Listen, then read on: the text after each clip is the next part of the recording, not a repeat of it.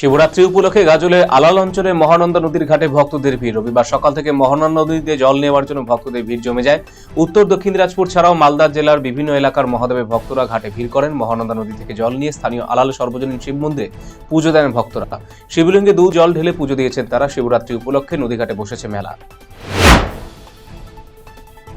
আর মাত্র মাসখানেক বাদে অনুষ্ঠিত হতে চলেছে বাসন্তী পুজো। প্রত্যেক বছর রায়গঞ্জে উদয়পুরে দ্বীপসংঘের পরিচালনায় জাঁকজমকপূর্ণভাবে পুজো অনুষ্ঠিত হয়।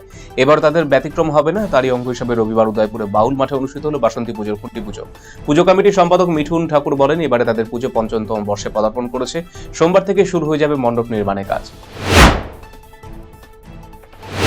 পশ্চিমবঙ্গ সরকারের যুবসাথী প্রকল্পে আবেদনের জন্য রবিবার পৌরসভার ক্যাম্প উদ্বোধন করলেন করণদিঘি বিধায়ক গৌতম পাল। আজ থেকে শুরু হওয়া ক্যাম্পে আগামী 26 তারিখ পর্যন্ত ডালখোলা পৌর এলাকার যুবক যুবতীরা নিজেদের আবেদনপত্র জমা করতে পারবে। করণদিঘি বিধায়ক গৌতম পালের পাশাপাশি উপস্থিত ছিলেন পৌরপতি তনয় দে, কাউন্সিলর গোপাল রায়, রাকেশ সরকার, আনজার আলম সহ অন্যান্যরা। রাজ্য সরকার নতুন প্রকল্প ছাড়াও এই ক্যাম্পে বেশ কিছু নতুন প্রকল্পের আবেদন করা যাবে।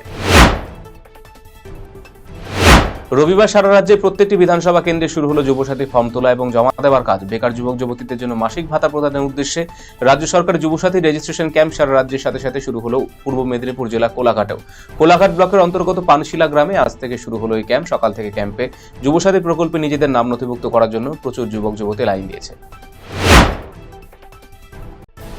রাজ্যের প্রত্যেকটি বিধানসভার মতো হেমতাবাদেও শুরু হলো যুবসাথী প্রকল্পে ফর্ম তোলা এবং জমা দেওয়ার কাজ। বেকার যুবক যুবতীদের জন্য মাসিক ভাতা প্রদানের উদ্দেশ্যে রাজ্য সরকারের যুবসাথী রেজিস্ট্রেশন ক্যাম্পে সাড়া মিলেছে হেমতাবাদ ব্লকে। হেমতাবাদ ব্লক সদর বিডিও অফিসে রবিবার থেকে শুরু হলো ক্যাম্পের প্রথম কাজ। সকাল থেকে ক্যাম্পে যুবসাথী প্রকল্পে নিজেদের নাম নথিভুক্ত করার জন্য বহু যুবক যুবতী লাইন দিয়েছে।